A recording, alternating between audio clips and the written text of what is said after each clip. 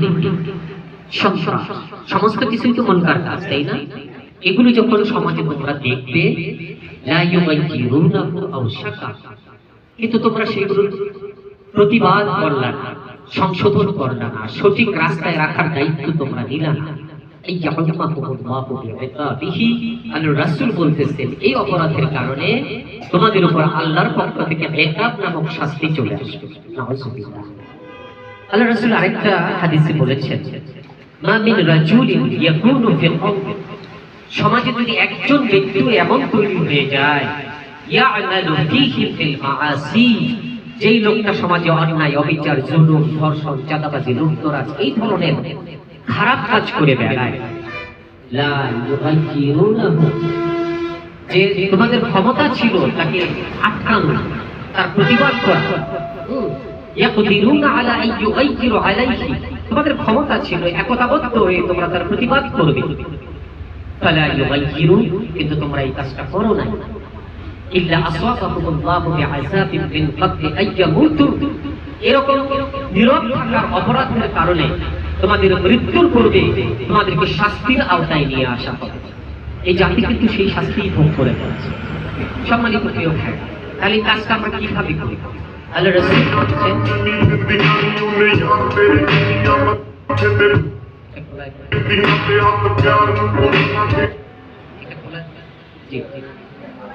জি জি ওই ব্র্যান্ড হচ্ছে। তো আমরা আসি যে যে কথাটা বলতেছিলাম, যে তাহলে আমরা কিভাবে এই কাজটা করব? আল্লাহর রাসূল বলেছেন, মান রাআ মিনকুম মুনকার, তোমরা যখন সমাজে দেখবে যে অন্যায় কাজগুলো হচ্ছে, ফালিয়ুগাইয়িরহু বিয়াদিহি, তখন তোমরা এমন ক্ষমতার অধিকারী হইতে হবে যে ক্ষমতার প্রয়োগের মধ্য দিয়ে তোমরা তার মূলোৎপাটন করে দেবে। তো আল্লাহর রাসূল এইভাবে আমাদেরকে ফরমান জারি করেছেন। আল্লাহ বলতেছেন যে আল্লাযীনা ইম্মাক্কান্নাহুম ফিল আরদ, তোমাদেরকে যখন নেতা বানানো হবে সমাজের এই অন্যায়, অবিচার, জুলুম, মুনকার কাজগুলো দূর করার জন্য, তোমরা তোমাদের কাজ হচ্ছে কি কাজ? আকামুস সালাত, তোমরা প্রথমত সমাজে নামাজ কায়েম করবে, নামাজ প্রতিষ্ঠিত করে সকল মানুষকে মসজিদমুখী করবে। ওয়া আদাউস যাকাত, সমাজের অর্থনীতিকে ঠিক রাখার জন্য যাকাত ভিত্তিক অর্থনীতি চালু করবে। তারপরে ওয়া আমরু বিল মা'রুফ, তিন নম্বর কাজ হচ্ছে সমাজের মানুষকে সৎ কাজের আদেশ করবে। ওয়া নাহয়ু আনিল মুনকার, অসৎ কাজ থেকে তাদেরকে বিরত রাখবে। অর্থাৎ ক্ষমতা যখন তোমরা পাবে, এই চারটা কাজ করার মধ্য দিয়ে সমাজকে পরিশুদ্ধ রাখবে। তাহলে এই জায়গায়ও দেখা যায় এই কাজগুলো করতে গিয়ে ক্ষমতার প্রয়োজন, নেতৃত্বের প্রয়োজন। সম্মানিত প্রিয় ভাইরা, এই যে নেতা বাংলাদেশে তৈরি করা হলো দীর্ঘ 54 বছর ধরে, আমাদের কাছে যে লক্ষ কোটি কোটি নেতৃত্ব তৈরি করে করে আসনে বসানো হলো, এই নেতারা একবারও ভাবলেন না যে আমার এই দেশটাকে সুন্দর, সুজলা, সফলা, সমৃদ্ধ, সোনালী দেশে পরিণত করতে হবে।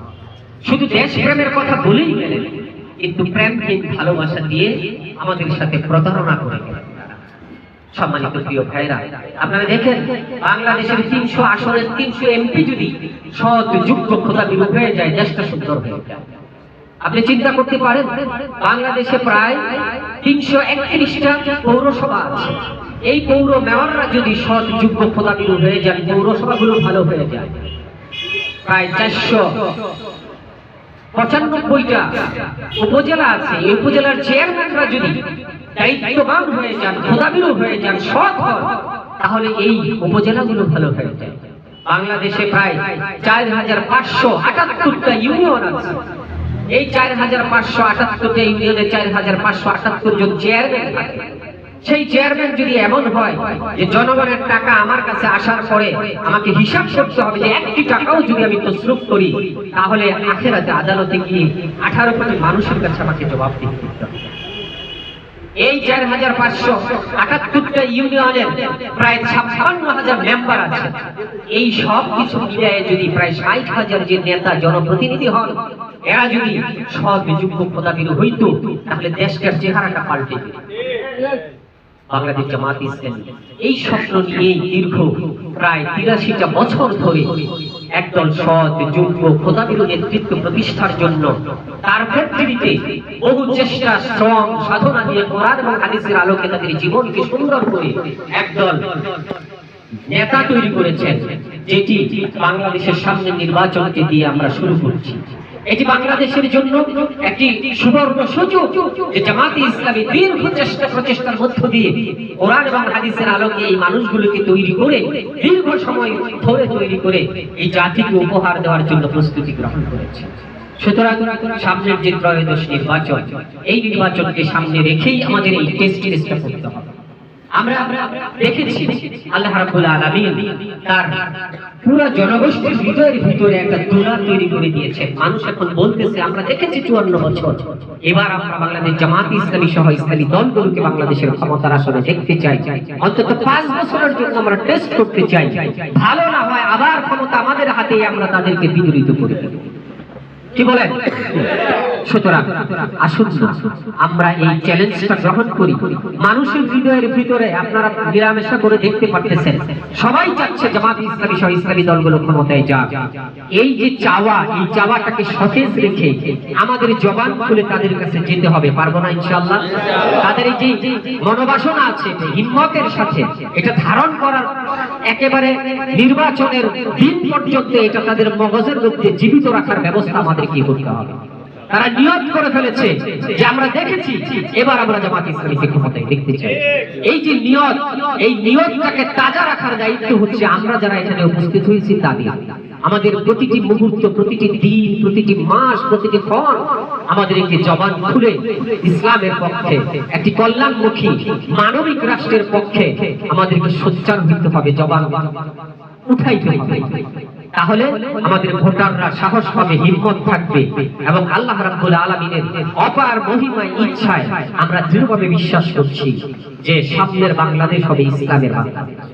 সামনের বাংলাদেশ ইসলামী রাষ্ট্রের নিয়ন্ত্রিত বাংলাদেশে পরিণত হবে। আপনারা দেখবেন আমাদের পাশের যে ভাইয়েরা যে দল করেন, তাদের পায়ের নিচের মাটি আস্তে আস্তে সরে যাওয়ার ফিল হচ্ছে তাদের ভিতরে। এই জন্য তারা যেই বিগত সময়ে যে ন্যারেটিভ, যে বক্তব্য আমাদের বিরুদ্ধে ব্যবহার করছে, একই বয়ান আমাদের বিরুদ্ধে ব্যবহার করা শুরু করেছে। তাদের নিজস্ব তৈরি কোনো বয়ান নেই, তারা সেই আওয়ামী বয়ানই আমাদের বিরুদ্ধে আবার প্রয়োগ করছে। কিন্তু ওনারা ভুলে যান যে বয়ান ব্যবহার করে তাদেরকে চলে যেতে হয়েছে, সেই পুরানো বয়ান ব্যবহার করে জামাত ইসলামীকে মোকাবেলা করা সম্ভব নয়। সুতরাং সম্মানিত প্রিয় ভাইয়েরা, আমাদেরকে আল্লাহ বলেছেন ওয়ানুরিদু আন নামুন্না আলাল লাযিনা ইসতুদঈফু ফিল আরদ, যে যাদেরকে নির্যাতন করা হয়েছে দ্বীনের জন্য, তাদের প্রতি আমি অনুগ্রহ করার পরিকল্পনা করছি। কিভাবে অনুগ্রহ? একজনের না আযানের জবাব দেন। কিভাবে অনুগ্রহ করবেন? ওয়ানাজআলাহুম আইম্মাতান, এই যে তারা কষ্ট করেছে, জীবন দিয়েছে, গুম হয়েছে, খুন হয়েছে, শহীদ হয়েছে, এটার কারণে অনুগ্রহটা হচ্ছে ওয়ানাজআলাহুম আইম্মাতান, আমি খুশি হয়ে তাদেরকে নেতৃত্ব দিয়ে দিই। কে বলেছেন? ওয়ানাজআলাহুমুল ওয়ারিসিন, এবং এই নেতৃত্বের ধারাবাহিকতা আমি বজায় রাখবো।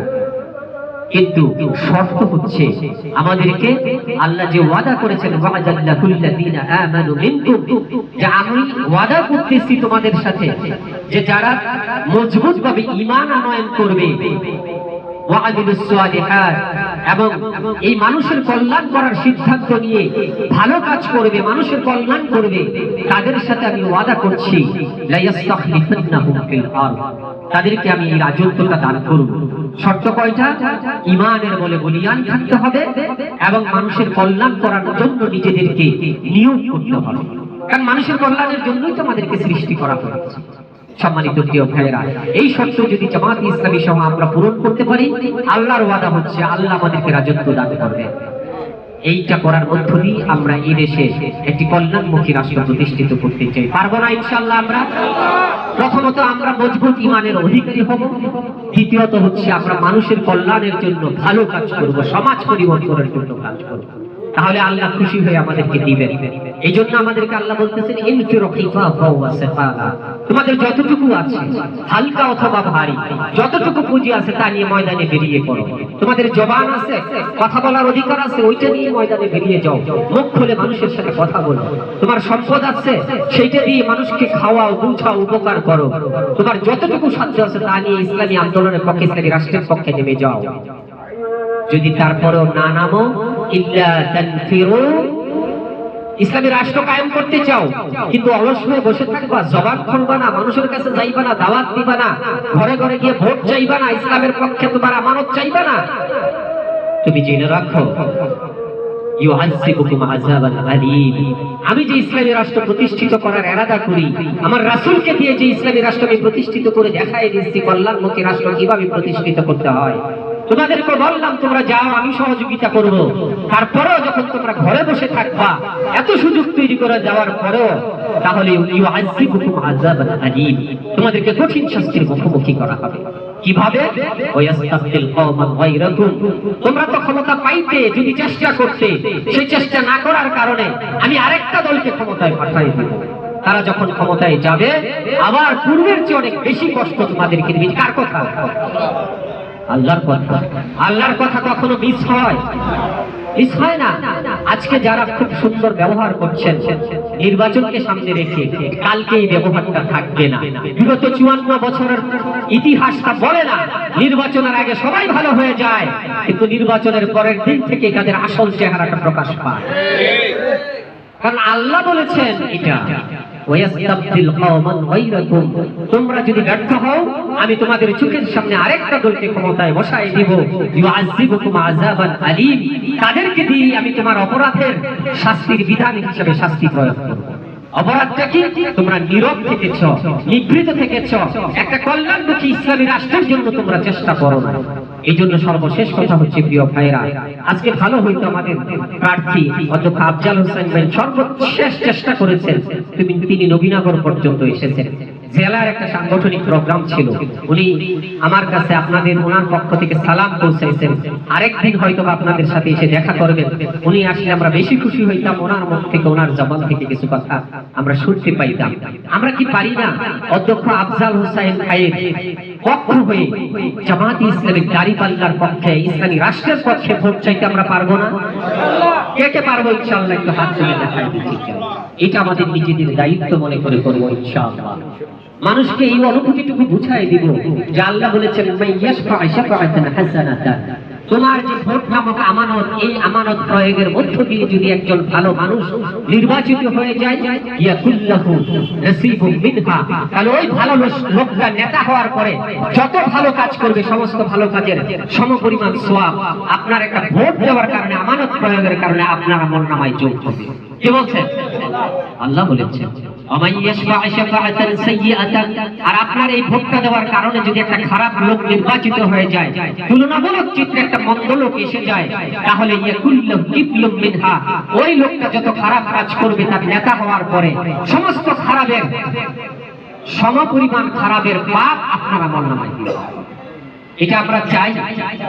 সুতরাং আসুন আমরা নিজেরা বুঝি, জনগণকে বুঝাই, জনগণের হিম্মতকে শক্তিশালী করি। নির্বাচনের দিন পর্যন্ত, ভোট প্রয়োগ পর্যন্ত আমরা নির্বাচনী কর্মী হিসেবে কাজ করবো ইনশাআল্লাহ। এর মধ্য দিয়ে আল্লাহ রাব্বুল আলামিন আমাদের পথকে সহজ করে দিবেন, পরবর্তী বাংলাদেশকে একটি কল্যাণমুখী মানবিক রাষ্ট্রে পরিণত করবে।